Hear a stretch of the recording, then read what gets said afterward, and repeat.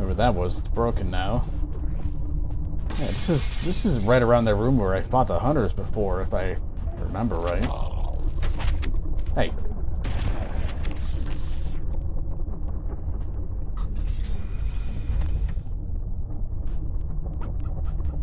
Sounds like somebody's messing with plates pretty loudly downstairs. Okay, let's take care of the next pulse generator.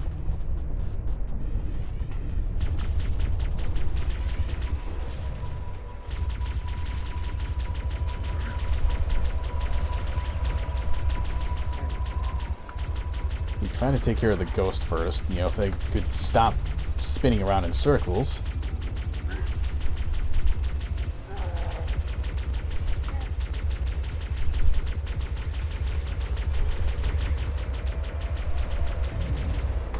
Now the Banshee. At this distance, it shouldn't be hard at all to dodge the Wraith. You missed.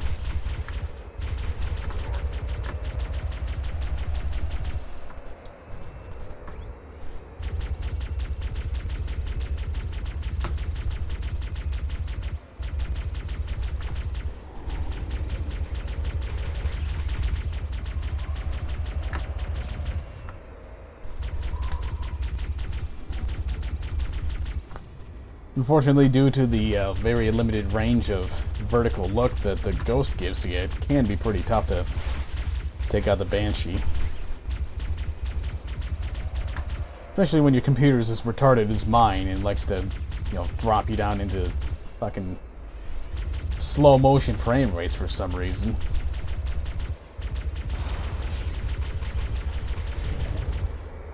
Now with that down, I can run down, grab some rocket launch ammo, boost my health to full.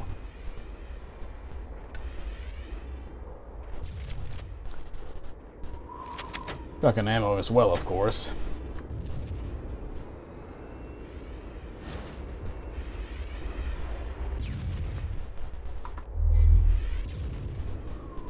And we can start plugging away at the forces up that way. What I've found to be a generally good tactic for taking care of this is you know, do a whole lot of strafing like this with a Ghost. Try to take out as many infantry targets as you can. And once they're out of the way, it's a little safer to take the rocket launcher out and blast away at the artillery piece.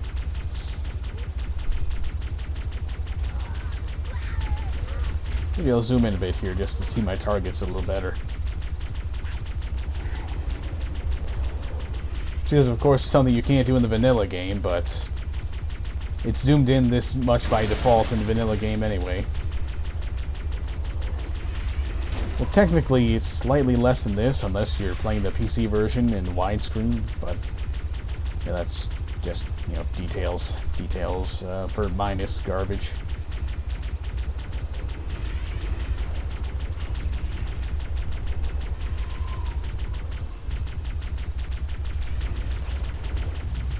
Of course, you can take out the Wraith with the Ghost itself, but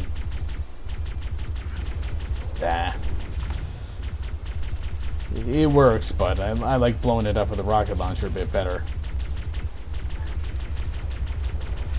It just feels more appropriate to take out a tank with an anti-tank weapon.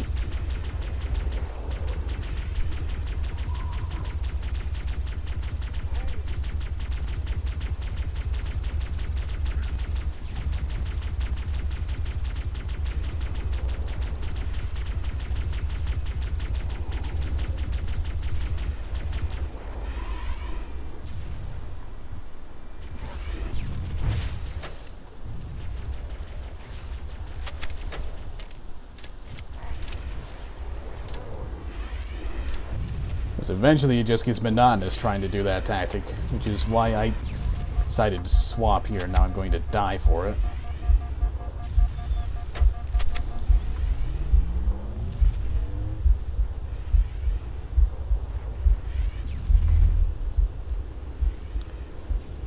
Whereas the monotony mostly comes from that final wave of infantry that just wants to sit back there. you sit back behind the rocks and not really do anything.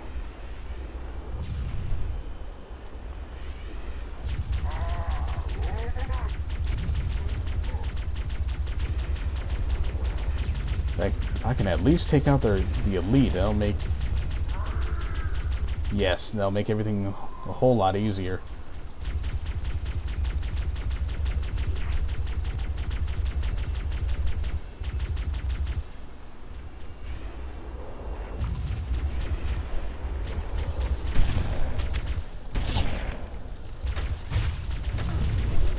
There we go.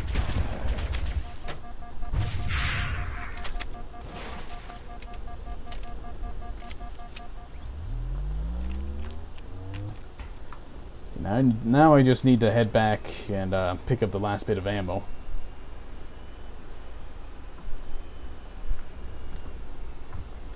And assuming nothing completely moronic ends up killing me along the way, I should be able to just plain carry on with the rest of the level.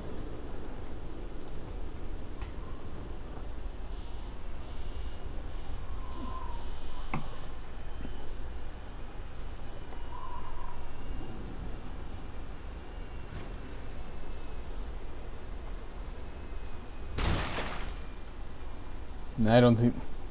Well, no, Yeah, I don't think you can take the ghost much further unless the bars that block the way suddenly disappeared. Nothing hidden in this corner this time, unfortunately. Oh yeah, I'd have to jump out here anyway. Nothing here either.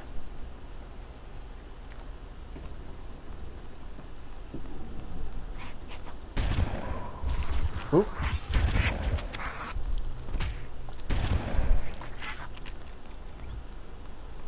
Now there should be a warthog up ahead, which isn't very useful, considering I don't have any marines to help fire or anything.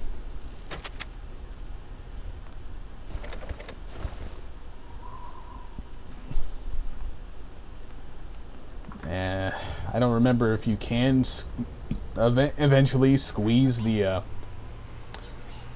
ghost back there through the bars and get up here, but I really feel like taking the time to try. Did that grunt just say fuck you?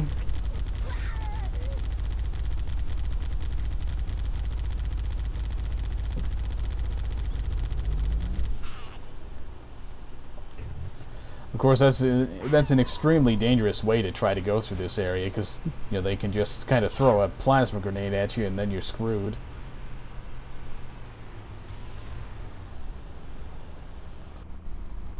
And once again at this part, it took so many times to get through this area successfully that I just kind of shut up and concentrated on...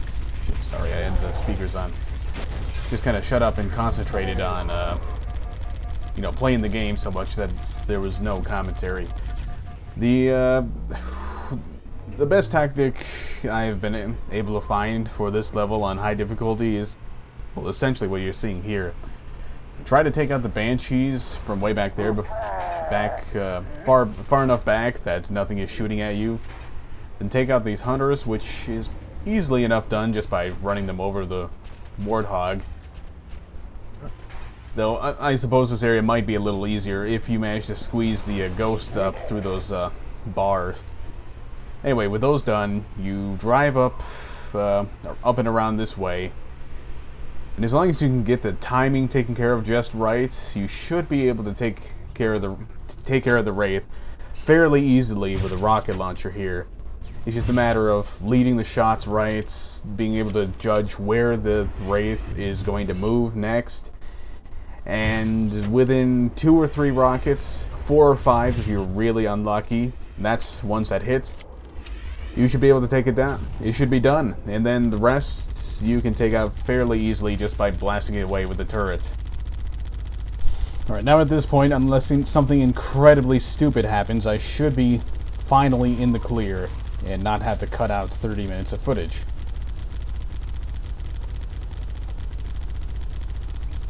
Again.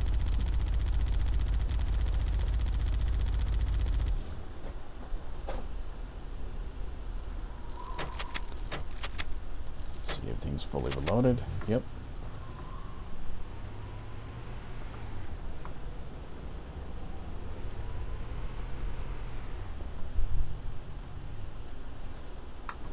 This door is open.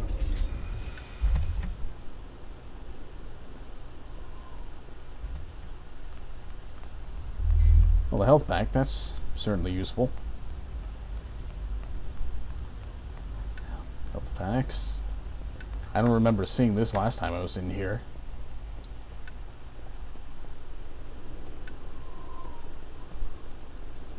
Nothing up on the ledge.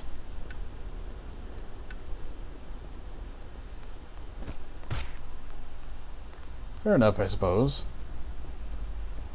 Health kit is useful, though I don't really see any reason for the other entrance into that area to be blocked off.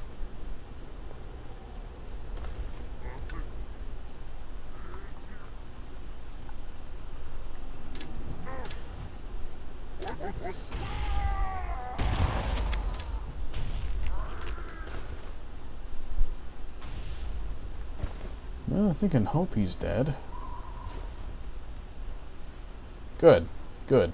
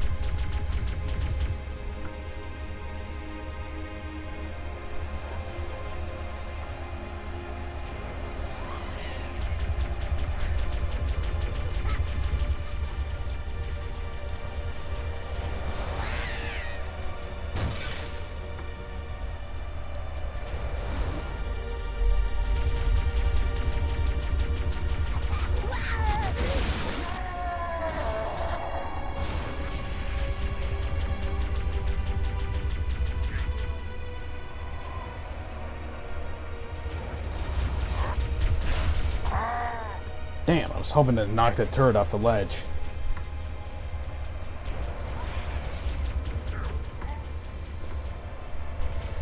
I'm gonna lose some health here. Or not, surprisingly.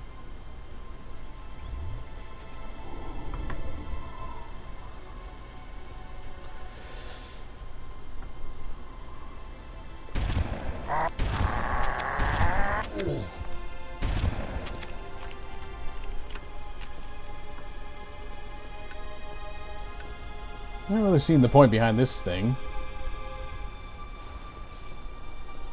since it is completely empty. It's hardly even a shell of a door.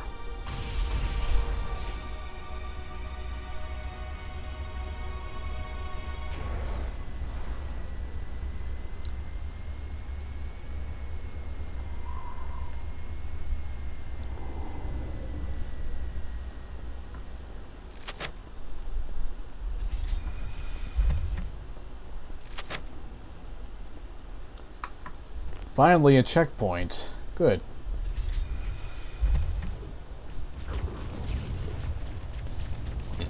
So now we've got the second of the, what are they called? Shield generator things. Or pulse generator, rather. The second of them. If you couldn't already guess, what's going to happen is, shut down the generator. Enemies will conveniently spawn as soon as it's shut down and I'm shieldless. And it's a rush to the door without dying. Rush to get to the door without dying, rather.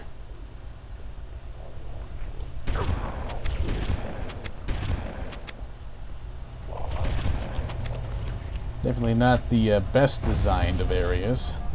That did it. The pulse generator overloaded. One more to go.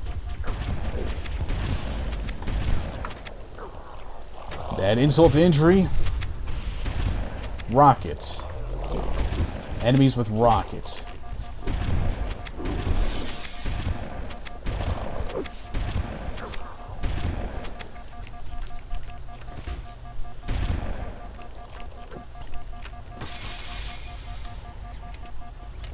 You know, it's almost like they got to this point in development and decided,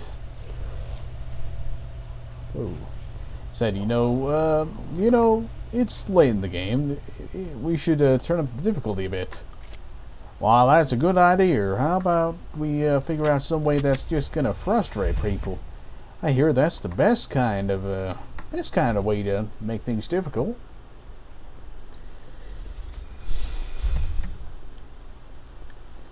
The tunnels below.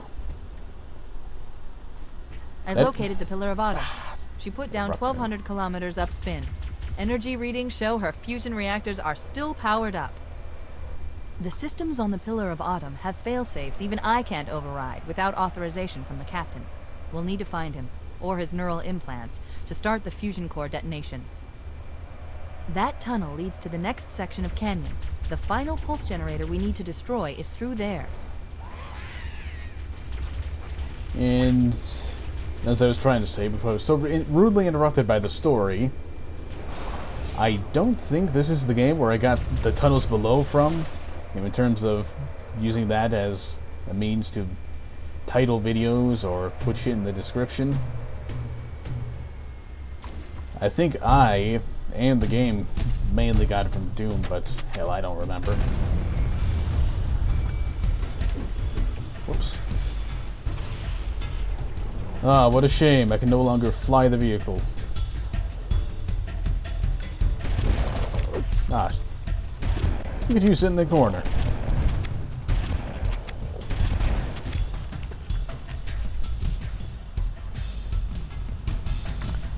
You know, I'm honestly kind of torn on how the game plays out for the last 3 levels, I think. This being the first of the last 3. Like, I do kind of like how you go back to areas you were before and see how they were changed, but at the same time, fucking A. At the same time, it just seems kind of cheap, you know. Kind of cheap to just reuse old areas. With the main difference being, now you're going through them backwards. Oh, and it's also nighttime and, you know, a little more broken.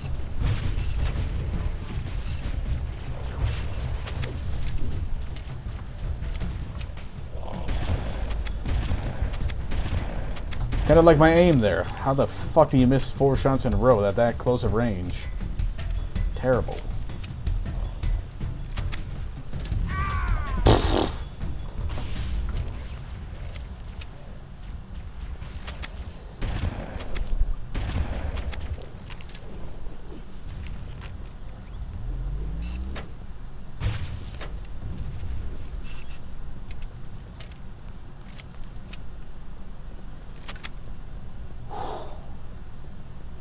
Yeah, rocket flood. Not fun.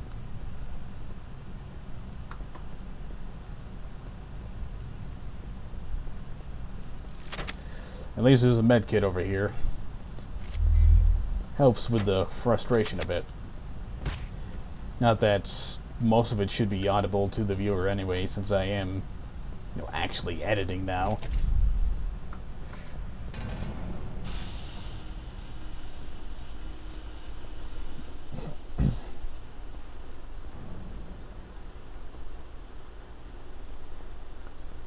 Yeah, this would be a very good place to have a vehicle as well, in all honesty.